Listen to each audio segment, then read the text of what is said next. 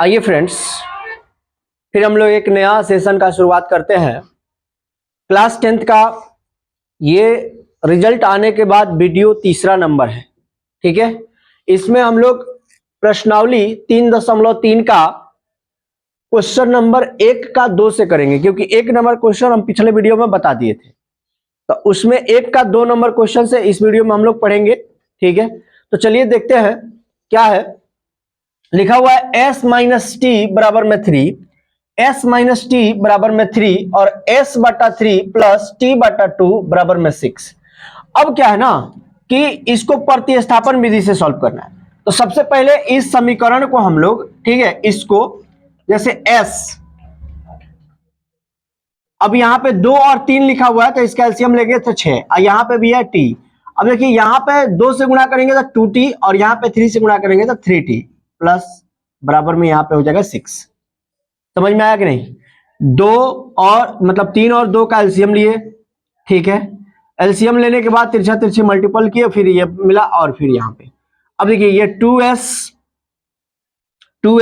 Plus में 3t बराबर में 36, क्या बन जाएगा 36। अब यहां पे देखिए s का वैल्यू जो है वो हम लोग लिख सकते हैं 3 और प्लस में t, क्योंकि प्रतिस्थापन विधि से सॉल्व करना है तो मैंने इसको इस साइड लेकर के आया और s का मान इसमें प्रतिस्थापित कर रहा हूं, यानी 2 और इंटू 3 प्लस t प्लस में 3t बराबर में 36।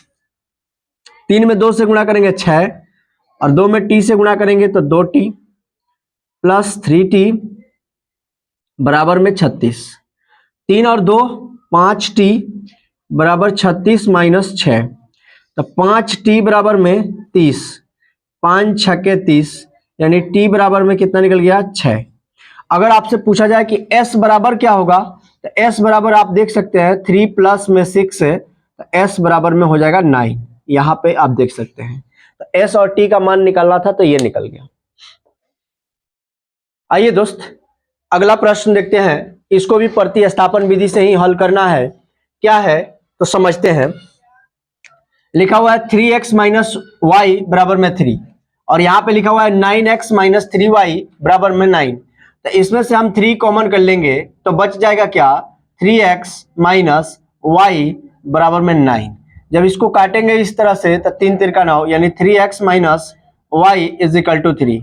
जो समीकरण यहां है वही समीकरण यहां है, ठीक है। इसका मतलब है कि x का मान भी 0 आएगा और y का मान भी 0 आएगा। इसके लिए इसका अपरिमित रूप से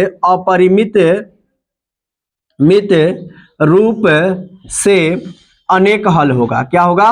अपरिमित रूप से अनेक हल। तो इसको हल करने की कोई जरूरत नहीं है, क्योंकि सेम समीकरण मिल रहा है तो ये पूरा का पूरा कट जाएगा तो 0 हो जाएगा, मतलब इसके अनंत हल बनेंगे, ठीक है। और अनंत हल बनेंगे तो अपरिमित रूप से अनेक हल। आइए फ्रेंड्स अगला प्रश्न इसका इस वीडियो का तीसरा नंबर प्रश्न और प्रश्नावली का 1 का चौथा नंबर प्रश्न। तो चलिए देखते हैं क्या लिखा हुआ है। लिखा हुआ है 0.2x प्लस 0.3y बराबर 1.3, फिर 0.4x plus 0.5y is equal to 2.3। अब यहां पे आपको क्या करना है, ये दशमलव है तो दशमलव यहां भी है, यहां भी है, यहां भी है, तो उड़ा देंगे दशमलव, तब बच जाएगा क्या मेरे पास 2x प्लस 3y बराबर में 1.3 मतलब 13। अब यहां पे 4x प्लस 5y बराबर में 23। अब बहुत सारे बच्चे कह रहे होंगे कि सर ये कैसे हो गया।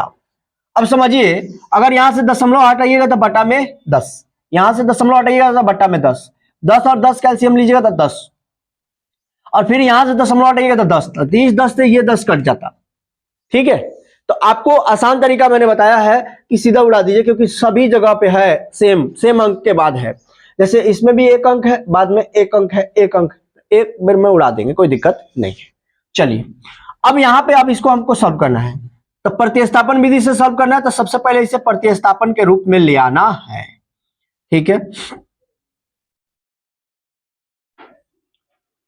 अब हम लोगों ने ला लिया, अब इसका वैल्यू इसमें पुट करेंगे, ठीक है। जैसे हम लोग क्या पुट करेंगे 4, अब x की जगह पर क्या लिखेंगे हम लोग 13 माइनस 3y बटा में 2 प्लस 5y बराबर में 23। ये 2 मर्द में काट देंगे, 13 दूनी 26 माइनस, इसको काटेंगे गुणा करेंगे, 3 दूनी 6 प्लस में 5y बराबर में 23। अब 6y में से 5y, देखिए 6y माइनस में है, ये प्लस में है, तब माइनस y बच जाएगा। ठीक है, यहाँ पे 23, इसको इधर लेके आएंगे तब माइनस 26, तब माइनस y बराबर -3, ये माइनस से माइनस चला जाएगा तो y बराबर में कितना आ जाएगा 3। अब y बराबर में 3 आ गया तो यहाँ पे वैल्यू पुट करेंगे तो 13 माइनस 3 इंटू 3 बटा में 2, x बराबर 13 माइनस 9 बटा में 2, x बराबर 4 बटा में 2, अब इसको काटेंगे तो 2, यानी x बराबर कितना निकल गया 2, x बराबर 2 और y बराबर 3। देखिए बहुत ही मजेदार प्रश्न है। आइए फ्रेंड्स, अगला प्रश्न इस वीडियो का चौथा प्रश्न है और प्रश्नावली 3.3 का 1 का तीसरा प्रश्न, चौथा प्रश्न। इसको कैसे सॉल्व करेंगे, तो प्रतिस्थापन विधि से सॉल्व करना है। तो सबसे पहले मैंने क्या किया कि √3x इसको इधर लेके आएंगे तो क्या हो जाएगा हमारा 8y, √8y, x बराबर क्या हो जाएगा √8y बटा में √3। ठीक है, अब इसको यहां पे पुट करना है, √2 गुणे √8y बटा में √3 और प्लस में यहाँ पे √3y बराबर में 0। ठीक है, इसको जब हम गुणा करेंगे तो √16 हो जाएगा, √16y। ठीक है, बराबर यहाँ पे प्लस में यहाँ पे आ जाएगा √9y और बराबर में हो जाएगा 0। अब कहिए सर ये √3 कहाँ चला गया, तो ये 0 से गुणा हो जाएगा तो 0 बन जाएगा। अब समझिएगा, इस √16 का मान होता है 4y हो गया और यहाँ पे 3y हो गया बराबर में 0, 4 और 3 7y हो गया बराबर में 0, तो y बराबर 0 बटा 7, यानी y बराबर में क्या आ गया 0। ठीक है, अब यहां पर भी देखेंगे तो x बराबर √8 गुणे y का मान जैसे ही 0 हुआ तो सब बन जाएगा 0। ठीक है, तो x अब ये 0 से गुणा करेगा तो 0 बनेगा बटा में √3, तो 0 बटा √3 यानी 0 बटा कुछ भी हो तो वो क्या हो जाएगा 0 ही हो जाएगा। ठीक है, कोई दिक्कत, आप समझ रहे हो ना, देख लीजिए। आइए दोस्त क्वेश्चन देखते हैं जो 2016 मैट्रिक बोर्ड एग्जाम में पूछा हुआ है, फर्स्ट शिफ्ट में। कौन सा शिफ्ट में, फर्स्ट शिफ्ट में। अगर आपको विश्वास नहीं है तो क्वेश्चन बैंक उठा करके देख लीजिएगा। ठीक है, अगर आप हमसे मैथ्स पढ़ रहे हैं, अगर गूगल मैथ्स से जुड़े हुए हैं तो समझ लीजिए कि आपको मैथ्स का टेंशन खत्म। ठीक है, आप हमारे चैनल पर देख लीजिए, कम्युनिटी में पोस्ट लगा हुआ है कि मैथ्स में 99, 98, 97 उन बच्चों का मैंने कम्युनिटी में लगाया है, तो देख सकते हैं। तो अगर चैनल से जुड़े हुए हैं तो चैनल को सब्सक्राइब कर लीजिए, वीडियो को लाइक एंड शेयर कर दीजिए। तो चलिए, 2x + 3y = 11 और 2x - 4y = -24 को हल करें। तो सबसे पहले इसे हम लोग हल करेंगे। ठीक है, लिखा हुआ है 2x + 3y बराबर में 11, इसको समीकरण 1 लेंगे। अब 2x - 4y बराबर में -24, मैं कह रहा हूं कि मैं इसको इधर लेके आ रहा हूं।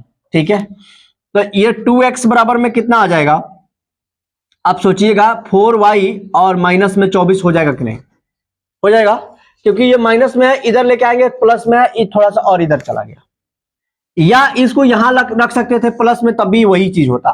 ठीक है, अब देखिए यहां से हम ले 2x, देखिए 2x लिखा हुआ है तो हम क्या कर सकते हैं 2x लिख देंगे और यहाँ पे 2 कॉमन कर ले रहे हैं, यहाँ पे बच गया 2y - 12। ठीक है, ये 2 से 2 चला गया, यानी x बराबर 2y - 12। x बराबर क्या निकल गया मेरा 2y - 12, 2y - 12। अब देखिए यहां से इस x का वैल्यू यहां उठा के लाते हैं। ठीक है, अगर आप चाहते तो केवल 2x का वैल्यू भी पुट कर सकते थे, नो टेंशन, मजा आ जाता और आसान हो जाता, लेकिन मैंने आपको सिखाया, पहले जैसे सिखाया उसी तरह बता रहा हूं। तो यहां पे 2 रख देंगे, 2y - 12 प्लस 3y बराबर में 11, 2 में 2 से गुणा करेंगे 4 - 24 प्लस 3y बराबर में 11। अब देखिए 4 और 3 जोड़ेंगे तो 7y, ठीक है, बराबर 11। इसको इधर लेके आएंगे प्लस में 24, तो 7y बराबर में इधर आ गया 35, तो 7 पंचे 35, यानी y का मान कितना निकल गया 5, ठीक है। अब अगर आपसे बोला जाएगा कि x का वैल्यू क्या हो जाएगा, x का वैल्यू, तो x बराबर 2y माइनस में 12 है, तो x बराबर 2 गुणे 5 माइनस में 12, तो x बराबर देखिए 5 निकला हुआ है, तो 5 दूनी 10 माइनस में 12, तो x बराबर में कितना निकल गया हमारा -2, x बराबर में कितना निकल गया -2। अब बताना क्या है, लिखा हुआ है y बराबर mx प्लस में 3, तो y का मान है 5 बराबर एम एक्स का वैल्यू है -2, ठीक है, और प्लस में यहां पे है 3, इसको इधर लेके आएंगे तो 5 - 3 - 2x, इसको घटाएंगे तो ये बनेगा 2, क्या बनेगा 2 बराबर में -2x। अब यहां पे जब इसको काटेंगे यानी 2 बटा -2 लिखेंगे और काटेंगे तो x बराबर क्या निकल गया ये m है, ठीक है दोस्त, m है, क्योंकि x का वैल्यू हम लोग पुट कर लिए हैं। m बराबर हमारा निकल गया -1, m बराबर कितना निकल गया -1। यही प्रश्न 2016 के मैट्रिक बोर्ड एग्जाम में पूछा गया था, तो आप समझ सकते हैं, ठीक है। 3 नंबर का प्रश्न उस समय पूछा गया था, देख लीजिए। आइए दोस्त अगला प्रश्न देखते हैं। अगला प्रश्न क्या कह रहा है कि दो संख्याओं का अंतर 26 है और एक संख्या दूसरी संख्या के तिगुनी है, उन्हें ज्ञात करें। सबसे पहले क्या लिखेंगे, मान लिया कि पहली संख्या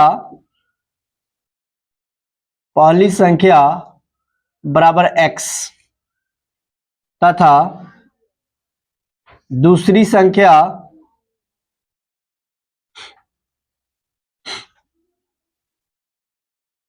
बराबर y, ठीक है।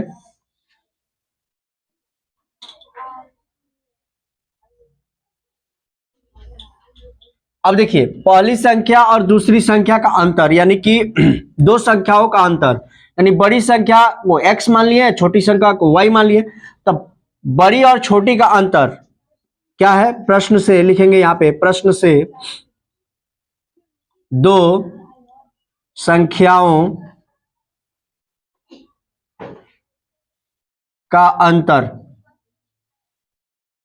बराबर 26 है।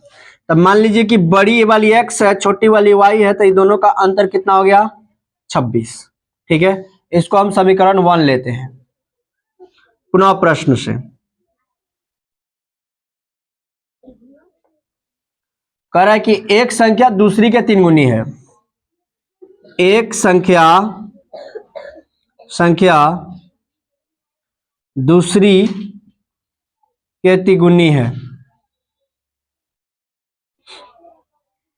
कहने का मतलब है एक संख्या जो x है वो y के यानी दूसरी संख्या के 3 गुनी है, 3 से गुणा करने पर मिल रहा है। यानी कि मैंने बोला था ना कि आपको x को हम लोग बड़ी संख्या मान रहे हैं।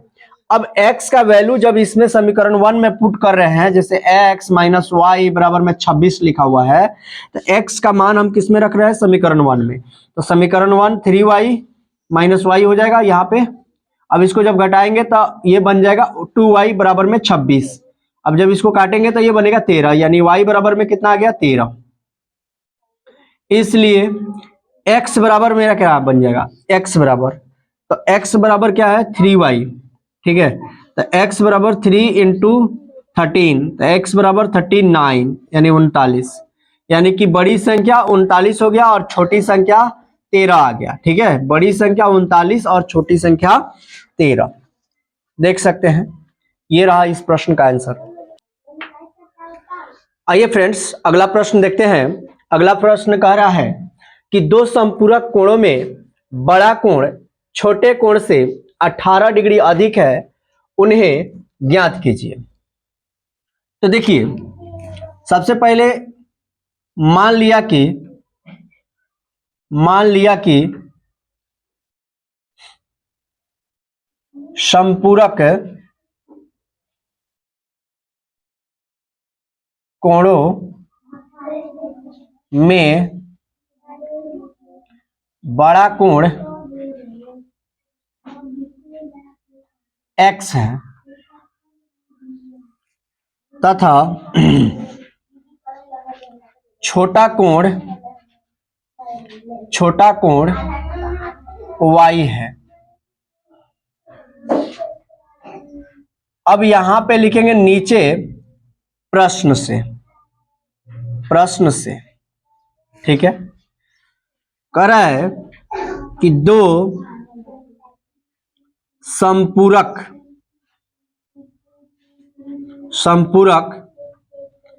कोणों में बड़ा कोण छोटे कोण से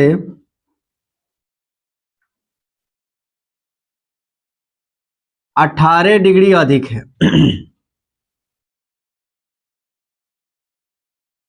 अब आप यहां पे देख पा रहे होंगे कि बड़ा कोण को हम लोग क्या माने हैं x, और छोटा कोण को हम लोग क्या माने हैं y, इससे 18 डिग्री अधिक है। या हम कह सकते हैं x माइनस वाई बराबर 18 डिग्री, दोनों बात सेम है। पुनः प्रश्न से हम बोले कि संपूरक कोणों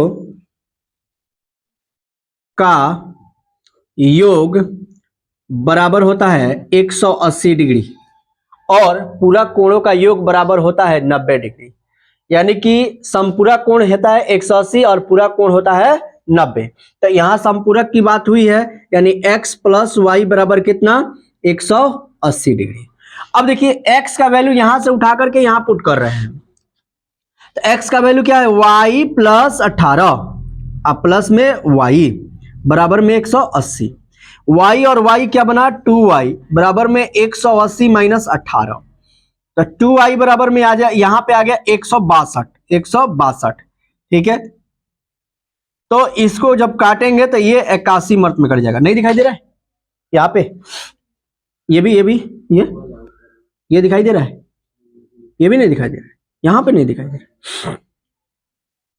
चलिए यहां पे बनाता हूं, y और y क्या बना 2y बराबर 180 माइनस 18, तो 2y बराबर में कितना बचा 162। इसको जब काटेंगे तो 81 मर्त में, यानी y बराबर में 81 निकल गया, ठीक है। y बराबर में कितना निकल गया 81। अब x का वैल्यू हमें निकालना है, x का वैल्यू कैसे निकलेगा वो तो पहले ही निकल गया है। तो x बराबर निकला है y प्लस में 18, तो x बराबर y की जगह पर 81 और प्लस में 18, तो x बराबर में क्या निकल गया 99। यानी कि बड़ा कोण जो है वो 99 डिग्री का है और छोटा कोण जो है वो 81 डिग्री का है।